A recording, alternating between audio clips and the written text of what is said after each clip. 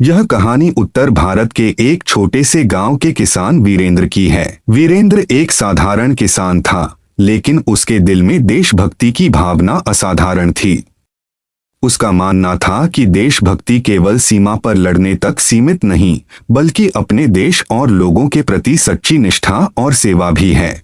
गांव में अकाल पड़ा, खेत सूख गए थे, फसलें बर्बाद हो गई थीं और लोग भूख से बेहाल थे। वीरेंद्र के पास भी ज्यादा साधन नहीं थे, लेकिन उसके पास जो भी अनाज बचा था, उसने उसे अपने परिवार के लिए नहीं, बल्कि गांव के भूखे लोगों के लिए समर्पित कर दिया।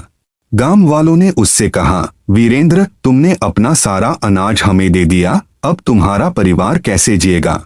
वीरेंद्र मुस्कुराते हुए बोला, जब मेरा गांव भूखा है तो मैं कैसे खाना खा सकता हूं? देशभक्ति का मतलब है अपने देशवासियों का ध्यान रखना।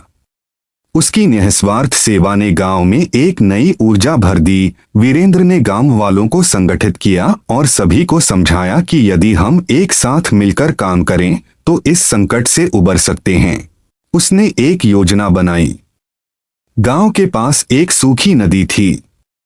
वीरेंद्र ने अपने साथियों के साथ मिलकर नदी की खुदाई शुरू कर दी, ताकि बारिश का पानी उसमें जमा हो सके। यह काम कठिन था, लेकिन वीरेंद्र ने हार नहीं मानी। उसकी लगन और जोश देखकर पूरा गांव उसका साथ देने लगा।